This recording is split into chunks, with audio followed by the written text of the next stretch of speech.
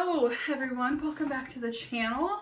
So I read 12 books in October and I don't even remember what my October TBR was. Wait, do I have a list somewhere? I actually read 7 out of the 11 books on my October TBR, and that's pretty good actually. For some reason I didn't think that I read that many from my October TBR, but anyway, let's get into this. So I finished, if you've seen my other video, I finished the Inheritance Game series. So I read the Hawthorne Legacy and the Final Gambit, the second and third of the trilogy. And, okay, so I'm going to be honest here. The second book I was not thrilled with. I think I gave it a 3.5 out of 5 stars. And it just wasn't hitting quite as much as the first book. So I just kind of powered through it. I really was not in love with the love story, like, subplot that was going on. I didn't understand it. It just really made no sense to me. I was disappointed in a part of it. I think if you've read it, you know what I'm talking about. I'm just like disappointed because I wanted something to be true and it wasn't. So yeah, I powered through it, got through that, and then I read the Final Gambit, and the Final Gambit was everything that I needed to bring the series to a closure. However, now I'm hearing there's another book, which I think is it the Brothers Hawthorne or something, but it's what I gathered whenever I first heard about that was that it was outside of the trilogy. It was about two of the brothers. But you didn't have to, like, it's not a part of the trilogy, like that plot. So I figured, I'm not really interested in reading that, so I'll probably skip it. But now I'm hearing that there's going to be a 5th one. If there's going to be a 5th one, I feel like I have to read them. And that means that it's not done. That means it's not a trilogy. So why was it labeled a trilogy? I don't know. I feel hurt that this is not just like the final ending, because I feel like it ended on such a great note. I loved how it ended, and it just like, it just fell so well into the theme of the entire book, how it ended. And now that I know it's not quite the end, maybe, I haven't really looked into it. Maybe it's something different, but I just wish it really had ended there because it was great. I loved all of the characters in the end. I loved all the puzzles, the mystery, the clues, everything. I feel like this is just one like you can keep thinking about. You could reread this series again and again and pick up different little clues here and there. I think I said this about the Inheritance Games, the first book in the series. It's just incredible. Authors like this, I don't understand how they do it, how they bring everything all together and then put in like all of these different mysteries. Your brain has to be functioning at a completely different level than most people, and I'm impressed. I don't know how you do it. But I loved this series. Like, this is going to go down as like one of my favorite YA series. If you haven't read it, I would definitely recommend. Oh, and I forgot to mention, I rated the Final Gambit a 5 out of 5 stars. So the next book that I read, I know I was so excited about this, honestly.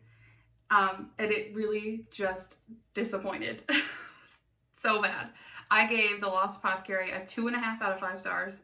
Really, I only liked one of the characters, and not even like a whole lot, because she barely had any backstory. You never figured out like a whole like reasoning behind why she did what she did, and it's just like it feels like an incomplete book. It's like a book about 2 different timelines. One is about the apothecary who is giving out these poisons to different women, and they're like poisoning their husbands, the men in their lives.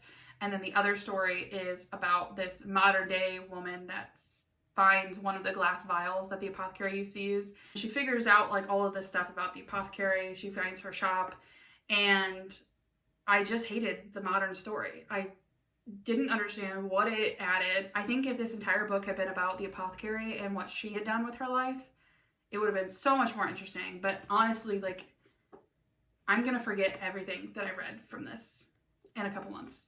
Easily. Maybe even next month. It's just, I don't know, I was really disappointed. I love the cover. I think it's so pretty. But the writing is just forgettable. I'm sorry. It really was not my thing. 2.5 out of 5 stars. The next book that I read was Court of the Vampire Queen. Guys, this was so bad. this was even worse than the last one. I gave this a 2 out of 5 stars, and if I'm being honest, it probably should have been a 1 out of 5 stars. I'm laughing because the plot was laughable because there was none. It was so bad. I don't understand how this got through publishing. It was just corn with a P. That's all it was. No backstory, no reasoning behind anything. The characters made literally no sense. I could barely distinguish between them because they all seemed the same. I don't know what happened because I love Katee Roberts' book Neon Gods. I've said this before. It's like this is not the same person. Maybe Neon Gods was a fluke. Maybe this was a fluke. I don't know. I'm going to give her another shot, but it's astonishing how bad that book was.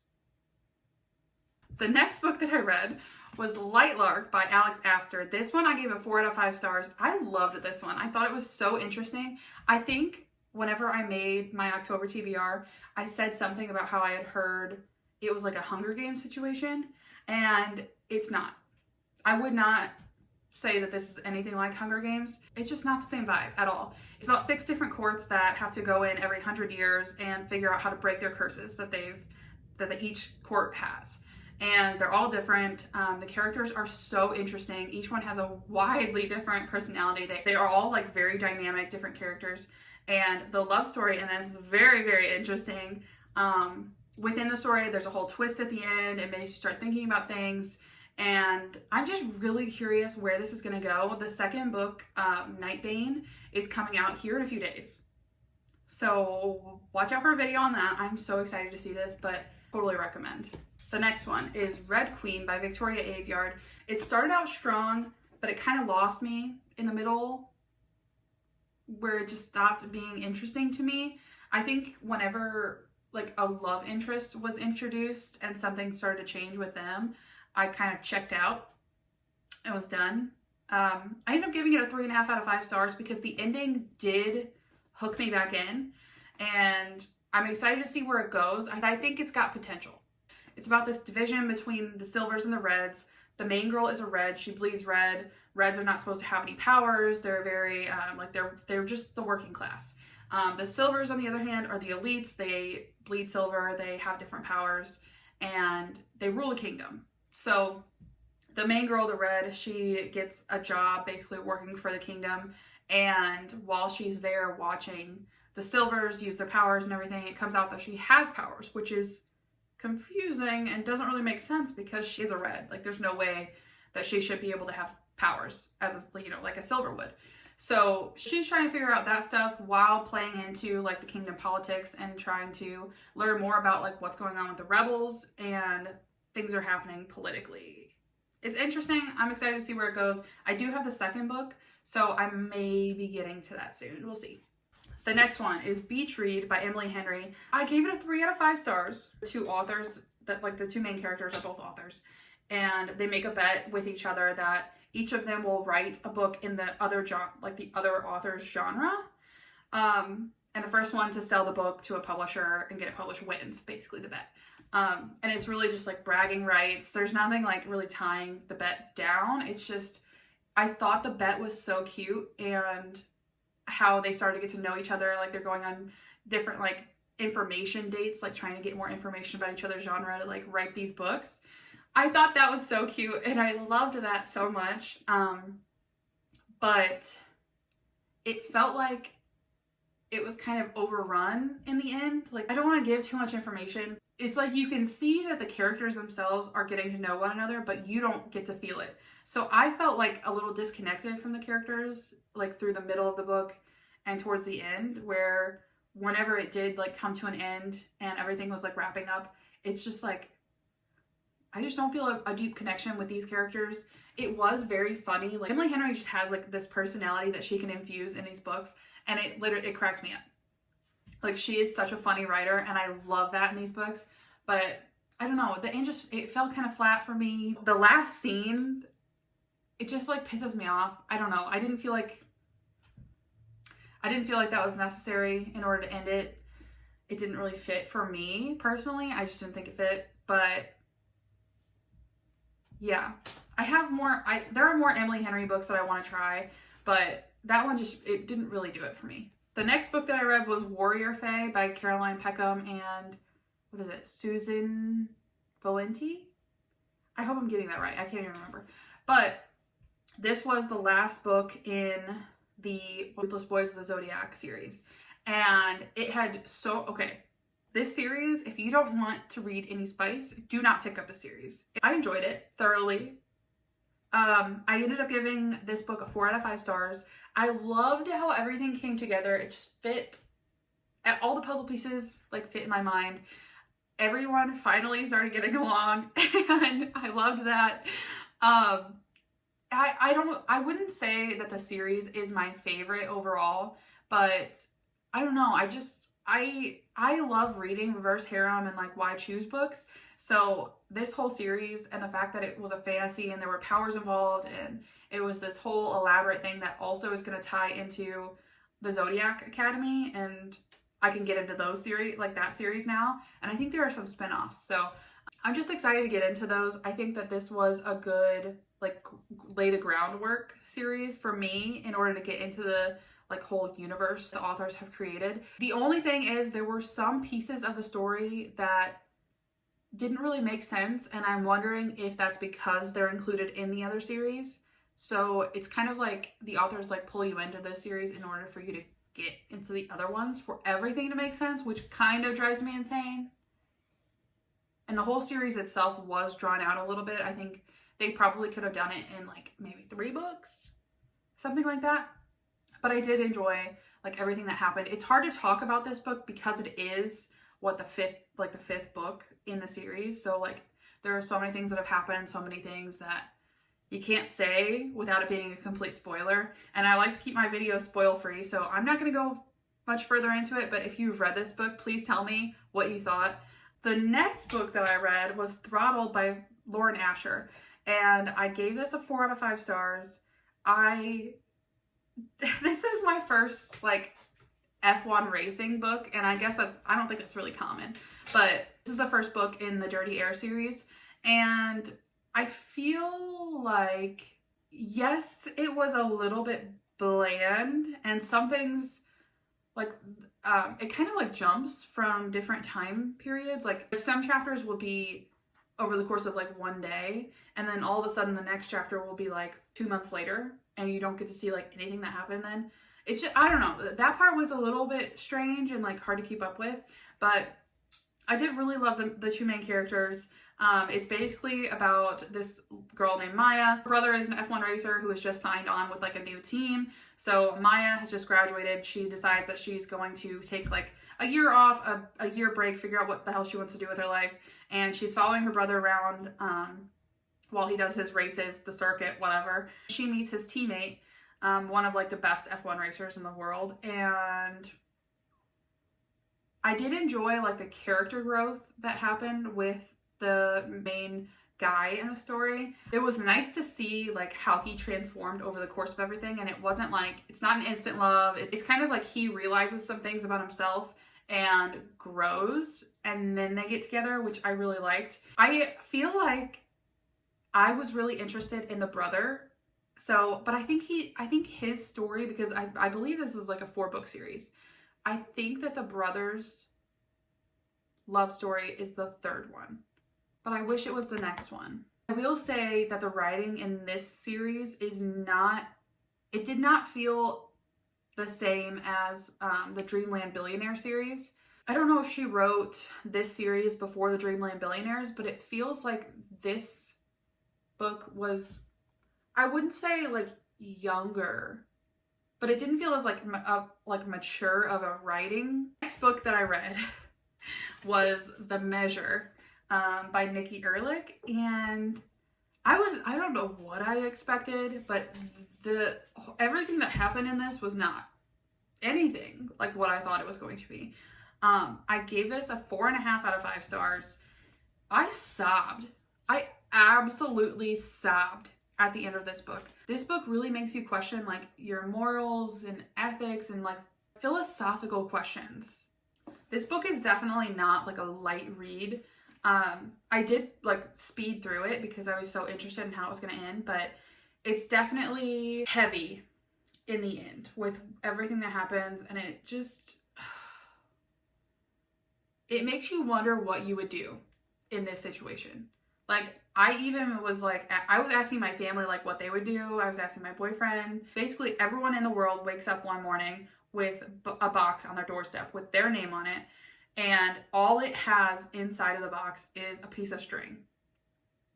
And what comes out is the string corresponds to how long your life is. So the question is, do you judge people based off of how long their string is? And would you look? The entire book is like different point of views and how everyone is like starting to feel, how everyone is coping with it, what people are thinking about, what's going to happen in the world, how everything changes. I definitely would recommend this to anyone. It's just, it makes you think about things. It's not lighthearted. It's not fluff, for sure. Like, this makes you think, but like in a good way. Like, I had such a good time. I wouldn't say a good time because it is like the end so sad. It just brings up so much emotion. It makes you think about the world, you know? Yeah. Even just like thinking about it now, like thinking back about the book, it just like sits with you, you know? But like it was written so well. The next book, after that book, I needed something that I thought was just gonna be like a smutty, like throwaway book. And I read Devious Lies by Parker Huntington, and I rated it a 4 out of 5 stars. Honestly, I don't know if that had to do with the fact that I needed something so much lighter than what I had just read or what, but I did really have a good time reading it. Like, I thought it was so cute in the end. It's very much like there were a lot of tropes in this actually. Like, it's an age gap romance, which I'm not usually a big fan of. This one did not feel that weird though. Age gap romance, employee boss, like girl and her best friend's brother. It was cute. I really enjoyed how it ended. In this one, this girl lives in this like very rich family that kind of not necessarily owns the town, but employs a lot of the town, and including her best friend's parents. And it just so happens that the FBI investigates the family. There's some sort of scandal, and everyone in the town that's been employed by the family's company is let go without any pension, without any retirement, nothing. So it kind of like upends the town. The family is blacklisted basically, and a lot of things happen. I'm not explaining this very well. It was kind of infuriating at first with how they treat each other, but it's definitely it's good. Definitely it's spicy. It's a little bit spicy. Next book that I read, and the last one that I had for October, was Practice Makes Perfect by Sarah Adams.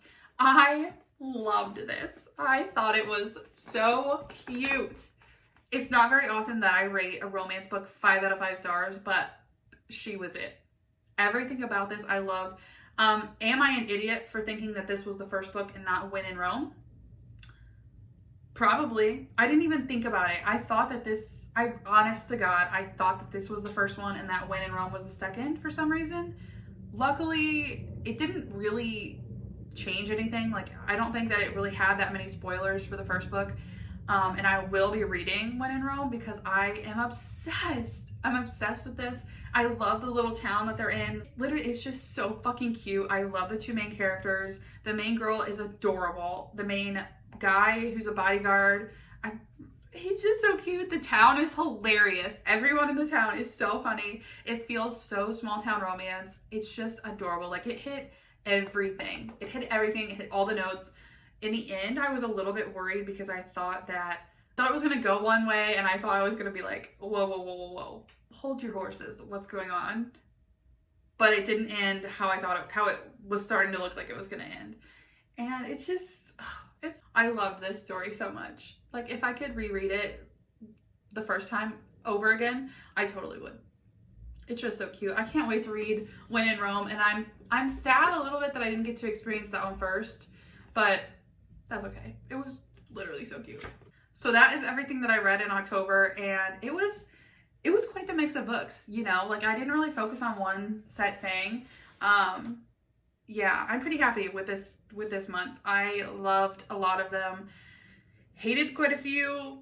We had a good mix. Yeah, if you have read any of these books before, if you've read them this month with me, make sure you leave me a comment, let me know what you thought. Other than that, that's the end of this video. Please make sure you're doing all the YouTube things, like, comment, subscribe. It really does mean a lot to me. And other than that, I will see you in the next video. Thank you guys so much for watching.